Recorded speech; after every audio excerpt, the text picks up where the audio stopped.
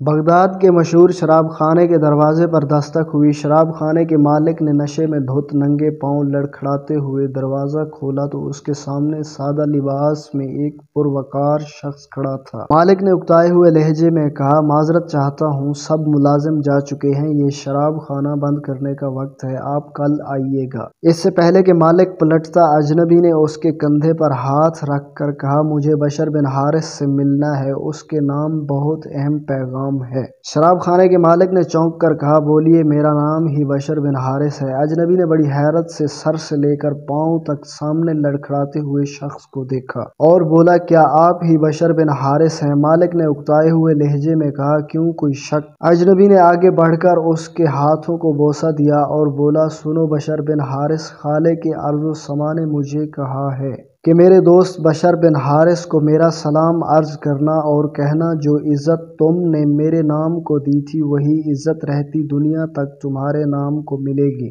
اتنا سننا تھا کہ بشر بن حارث کی نگاہوں میں وہ منظر گھوم گیا جب ایک دن حسب معمول وہ نشے میں دھت چلا جا رہا تھا کہ اس کی نظر گندگی کے ڈھیر پر پڑے ایک کاغذ پر پڑی جس پر اسم اللہ لکھا تھا۔ بشر نے کاغذ کو بڑے احترام سے چوما، صاف کر کے خوشبو لگائی اور پاک جگہ پر رکھ دیا اور کہا، اے عرش عظیم کے مالک، یہ جگہ تو بشر بن حارث کا مقام ہے، تمہارا نہیں۔ بس یہی ادا بشر بن حارث کو بشر حافی رحمۃ اللہ علیہ بنا گئی۔ جس وقت آپ کو یہ پیغام ملا، آپ اس وقت ننگے پاؤں تھے اور پھر آپ نے ساری زندگی ننگے پاؤں گزار دی۔ آپ رحمۃ اللہ علیہ جن گلیوں سے گزرتے تھے ان گلیوں میں جانور بھی پیشاب نہیں کرتے تھے کہ آپ کے پاؤں گندے نہ ہوں۔ وہی بشر حافی رحمۃ اللہ علیہ جس کے متعلق اپنے وقت کے امام احمد بن حنبل رحمۃ اللہ علیہ فرمایا کرتے تھے، لوگو، جس اللہ کو احمد بن حنبل رحمۃ اللہ علیہ مانتا ہے، بشر حافی رحمۃ اللہ علیہ اسے پہچانتا ہے۔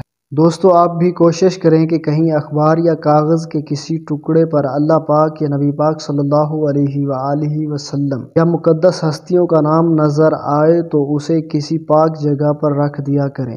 ثواب کی نیت سے آگے شیئر کیجیے۔ جزاک اللہ۔